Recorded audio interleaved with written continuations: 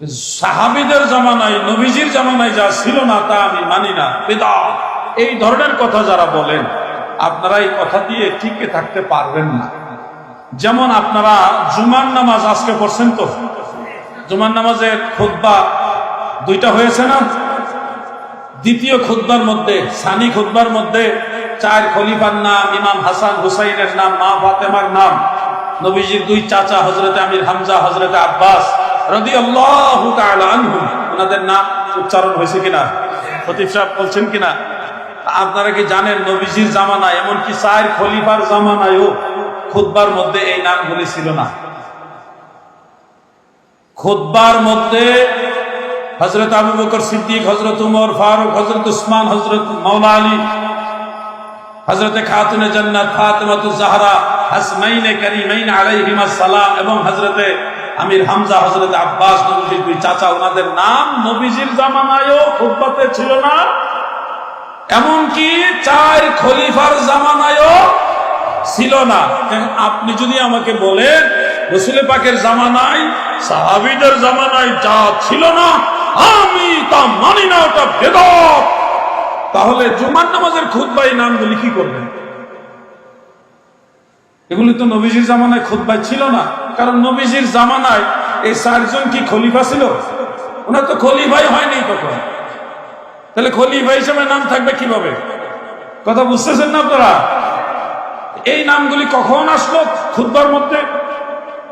তাবেঈ হযরতে ওমর ইবনে আব্দুল আজিজ রাহমাতুল্লাহ আলাইহি প্রথম মুজাদ্দিদ, তিনার খেলাফতের আমলে সানি খুতবার মধ্যে এই নামগুলি সংযোজন করা হয়েছে, কেউ আপত্তি করেননি। এরপরে থেকে এই নামগুলি চলে আসতেছে।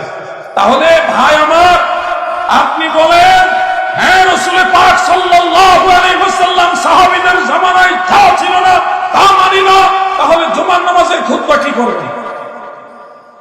আমি তো জাস্ট একটা উদাহরণ দিলাম। এছাড়াও কোরআন শরীফের ভিতরেও জের, জবর, ফেজ, জজম, তাসদীদ, হরকত, এরাব আসেনি? আপনাদের এলাকা আছে কিনা ভাই? এটা কোন থানা পড়ছে? হাটহাজারী থানা। হাটহাজারী থানায় কোরআন শরীফের ভিতরে অবশ্যই হরকত, এরাব, জের, জবর, ফেজ, জজম, তাসদীদ আছে। এখন আপনারা কি কেউ বলতে পারবেন যে রাসূল পাকের জামানায় কোরআন শরীফে এই জের জবরগুলি ছিল না? সাহাবীদের জামানায়ও ছিল না। হযরত বলবো না, ওনার ব্যাপারে অভিযোগ আছে। বাদশাহ হাজ্জাজ বিন ইউসুফের জামানায়, কার জামানায়? হাজ্জাজ বিন ইউসুফ একজন বাদশাহ ছিলেন। ওনার জামানায় কোরআন শরীফ তেলাওয়াতের সুবিধায় মানুষ যেন সহজে তেলাওয়াত করতে পারে, জের জবরের যেন ভুল না হয়, উচ্চারণের যেন ভুল না হয়, এই জন্য সুবিধার কারণে কোরআন শরীফে জের, জবর, ফেজ, জজম, তাসদীদ এক দফায় না কয়েক দফায় এগুলি সংযোজন করা হয়েছে। এখন আপনি যে শর্ত জুড়ে দেন যে জিনিস নবীজির জামানায় ছিল না, সাহাবীদের জামানায় ছিল না, আমি সেটা মানি না, ভাই আমার, কোরআন শরীফ তেলাওয়াতের সময় আপনার অবস্থাটা কি হবে? যদি জের জবর না থাকে আপনি তো নিজেই ভুল করে তেলাওয়াত করবেন। প্রিয় ভাই আমার, বিদআতের ফতোয়া সব জায়গায় দিলে সমস্যায় পড়ে যাবেন। সবচেয়ে বড় সমস্যায় পড়বে যারা আহলে সুন্নাত ওয়াল জামাত ছাড়া অন্য দল আবিষ্কার করছে তারা। আমি বোঝানোর জন্য একটা দলের নাম বলি, সমালোচনা করার জন্য না, বোঝানোর জন্য। আপনারা আমাকে বলুন, ইলিয়াস মেওয়াতি সাহেবের তাবলিগ জামাত আছে না নাই? এই তাবলিগ জামাত নিশ্চয়ই নবীজির জামানায় ছিল। ইলিয়াস মেওয়াতি যে সিস্টেমে তাবলিগ করে, এই সিস্টেমের তাবলিগ জামাত নবীজির জামানায় ছিল না? ছিল। তাবলিগ ছিল, কিন্তু এই সিস্টেমের তাবলিগ ছিল না। মনে রাখবেন, তাবলিগ ছিল, কিন্তু ইলিয়াস মেওয়াতি সাহেব 6 উসুলে, কয় উসুলে? 6 উসুলে সিল্লা সিস্টেমে। কি সিস্টেমে? ঘুমাই দিছেন না আপনারা? বুঝলাম না।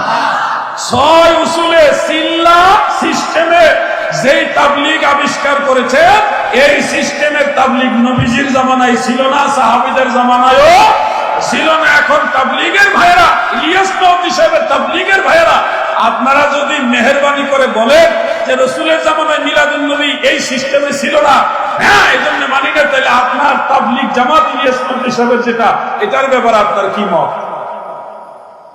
আপনার ফতোয়ায় তো আপনার নিজের দল এখন শেষ। বাড়াবাড়ি কাম্য নয়। বাড়াবাড়ি আমরা চাই না। আমরা চাই যার সম্ভব হয় সে নবীর মহব্বতে মিলাদুন নবীতে অ্যাটেন্ড করবে। আপনার সময় হয়নি, সুযোগ হয়নি, আমরা বলি না যে এটা না করলে কবিরা গুনাহ হবে, সগীরা গুনাহ হবে, বলি না। শুধু বলি আসেন সবাই মিলে নবীর মহব্বতে মিলাদুন নবী উদযাপন করি। এটা নবীর মহব্বতের সাথে জড়িত। রাসূলের মহব্বত আমাদের দরকার আছে না নাই?